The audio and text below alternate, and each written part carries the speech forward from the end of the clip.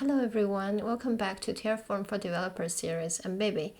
In the last episode, we talked about the why manual infrastructure breaks down, what infrastructure as code is, and why Terraform is a tool we're using. Today we're getting hands-on. I'm going to open up the actual project and walk through each and every line. Here's the project when you open a folder. You can see 7 files: terraform.tf, backend, providers, variables, data, main, and outputs, and 1 Lambda folder containing our Python code. Now the first thing developers always ask is, does Terraform care which files things are in? The answer is not really. The Terraform reads all .tf files in a directory and stitches them together. The file names are a convention, not a requirement. But conventions exist for a reason. When you follow them, the other developers can open your project and immediately know where to look for what. Now let's go through each one. Terraform.tf is for version requirements. This is where you declare what version of Terraform is required. Backend.tf is for remote state configuration. This tells Terraform where to store its state file.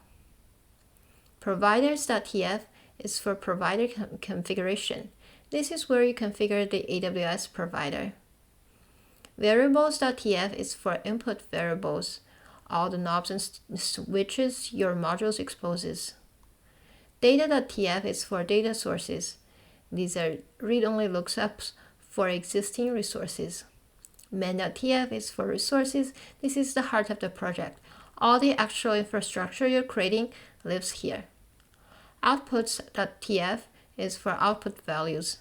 These expose important values after deployment, like the Lambda functions ARN or name, so other systems or other Terraform configurations can use them. Before we go file by file, let's understand the language we're writing in.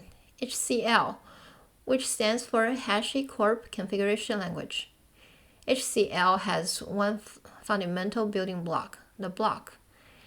Every block follows this pattern.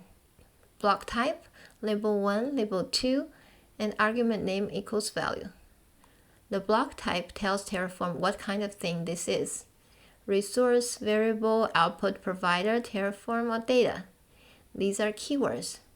The labels give the block an identity. For resource, you have 2 labels, the resource type and your local name for it. For variable block, you have 1, the variable's name. Inside the block are arguments, key value pairs that configure anything. And values can be strings, numbers, booleans, lists, maps, or expressions. That's the whole language. Everything you'll see in these files is some combination of these 4 things.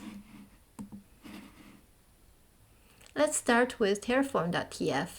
This is a Terraform block. There's only one ever in a project. Required version pins the minimum version of the Terraform CLI. If someone tries to run this with an older version, Terraform will refuse and tell them to upgrade. This prevents subtle bugs from version differences. Required providers declares every provider we need. A provider is a plugin that knows how to talk to a specific API, in our case, AWS. We are using the HashiCorp AWS provider at version tilt more than 5.0. The tilt greater than is a permistic constraint. It allows minor upgrades, but not major ones. This keeps things stable while still getting patches. We also declare the archive provider, which we use to zip up our Lambda code. More on that later. Next, providers.tf. This is where we configure the AWS provider. One provider block, it sets the region using a variable reference, var.aws region, which means the region is configurable, not hard-coded. The default tags block is best practice worth highlighting. Every single AWS resource this Terraform configuration creates will automatically receive these tags. Project equals tf state lambda and managed by Terraform. You define it once here and you never have to remember to add tags to individual resources. That's clean. Notice also how var.aws region works. That's a reference to a variable defined in variables.tf. Terraform resolves these references automatically and never have to import or declare dependencies explicitly. Terraform builds the dependency graph for you. Now variables.tf. Each variable block defines one input your module accepts. The three arguments you'll most often see are description. For human-readable documentation, this shows up when someone runs Terraform apply and is prompted to enter value. Type is enforced type checking. Terraform supports string, number, bool, and complex types like list or map. If you pass the wrong type, Terraform catches it before doing anything. Default makes the variable optional. If no value is provided, this is used. If there's no default value, the variable is required. Our project has 6 variables: AWS region, function name, Lambda runtime, Lambda memory size, and Lambda timeout, and log retention days. All have defaults, so you can apply this without providing any value. Or you can override them in terraform.tf vars. Now, let's take a look at the main.tf. This is where the actual infrastructure lives. The block type is resource. And the first label, AWS Lambda function, this is the resource type defined by the AWS provider. And the second label, hello world, this is our local name, how we refer to this resource elsewhere in this project. Notice that row equals to AWS IAM row dot lambda execution.arn. This is a resource reference. We're saying that use the ARN of the IAM row defined elsewhere in this project.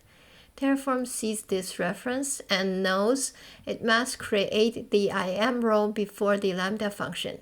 That's implicit this dependency. You don't schedule it. Terraform figures it out. And file name equals data.archive_file.lambda.output path. This references a data source. Terraform will zip our handler.py and use that path as the Lambda deployment package. And source code hash equals data.archive_file lambda.output base 46*256. This tells Lambda to update the function whenever the code changes. Without this, Terraform wouldn't know the file contents changed, only whether the path did. Every resource in main.tf follows the same pattern. Once you can read one, you can read them all.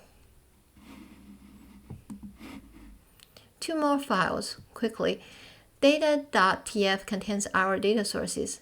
A data block is a read operation. It fetches or computes information, but doesn't create or manage any infrastructure. Here we're using the archive provider to zip our Python handler. And the string path/lambda/handler.py is an interpolation. Path module is a built-in reference to the current directory. Outputs.tf exposes values after deployment. After Terraform apply completes, outputs are printed to the terminal. Alright, that's the whole project laid out. 7 files, 1 language, 1 mental model, blocks with labels and arguments. Terraform reads all the .tf files, builds a dependency graph from the reference, and figures out the right order to create everything. In the next episode, we will go deeper on providers and version management, like what the log file is, why it matters, and how version constraints protects you from breaking changes. Subscribe if you want to catch that, and I'll see you in the next one.